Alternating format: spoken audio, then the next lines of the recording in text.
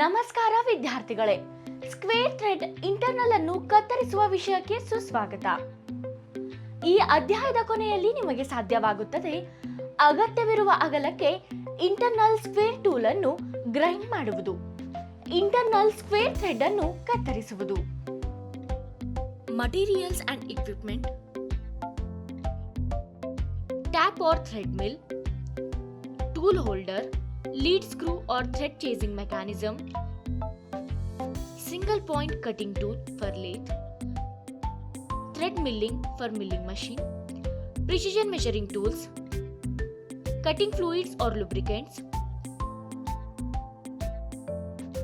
Process: job ಅನ್ನು ಫೋರ್ಜಾ ಚಕ್ನಲ್ಲಿ hold ಮಾಡಿ, ಎರಡೂ ತುದಿಗಳನ್ನು ಟ್ರೂ ಮತ್ತು ಫೇಸ್ ಮಾಡಿ ಮತ್ತು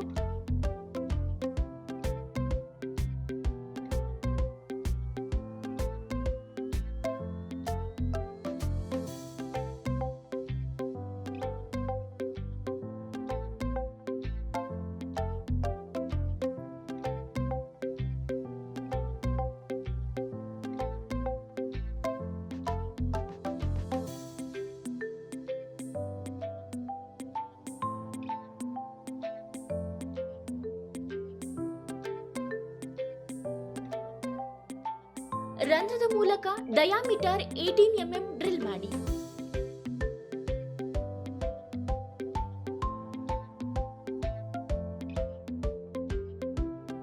ಕೋರ್ ಡಯಾಮೀಟರ್ 23 mm ಗಾತ್ರಕ್ಕೆ ಡ್ರಿಲ್ ಮಾಡಲಾದ ರಂಧ್ರವನ್ನು ಬೋರ್ ಮಾಡಿ.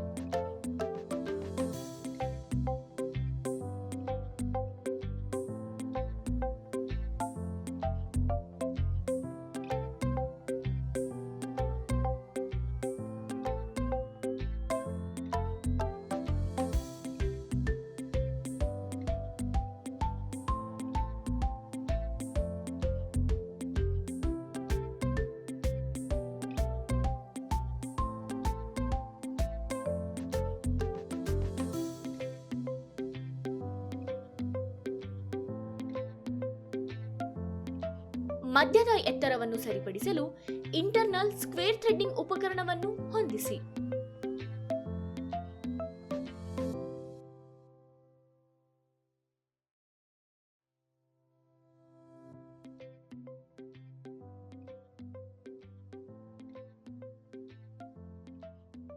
ಫೋರ್ಟಿ mm ಥ್ರೆಡ್ ಉದ್ದವನ್ನು ಕತ್ತರಿಸಿ.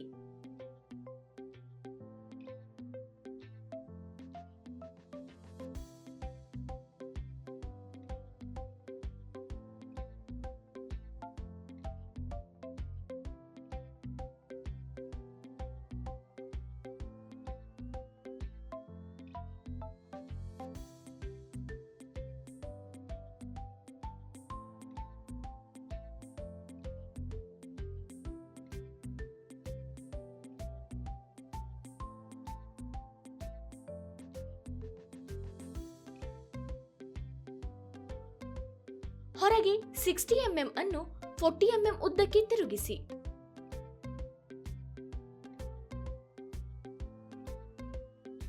ಏಟ್ 40 mm ಉದ್ದದ ಡೈಮಂಡ್ ನಲ್.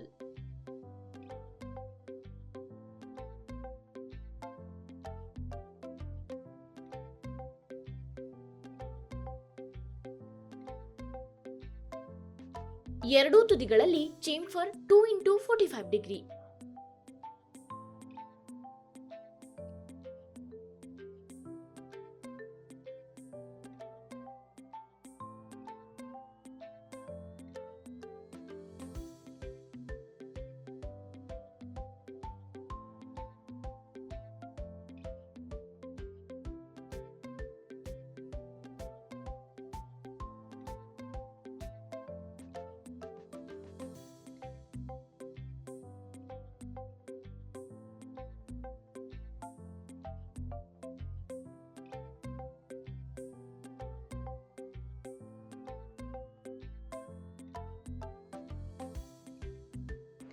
ಈ ವಿಡಿಯೋದಲ್ಲಿ ನಾವು ಅಗತ್ಯವಿರುವ ಅಗಲಕ್ಕೆ ಇಂಟರ್ನಲ್ ಸ್ಕ್ವೇರ್ ಟೂಲ್ ಅನ್ನು ಹೇಗೆ ಗ್ರೈಂಡ್ ಮಾಡುವುದು ಮತ್ತು ಇಂಟರ್ನಲ್ ಸ್ಕ್ವೇರ್ ಥ್ರೆಡ್ ಅನ್ನು ಹೇಗೆ ಕತ್ತರಿಸುವುದು ಎಂಬುದರ ಬಗ್ಗೆ ಕಲಿತಿದ್ದೇವೆ.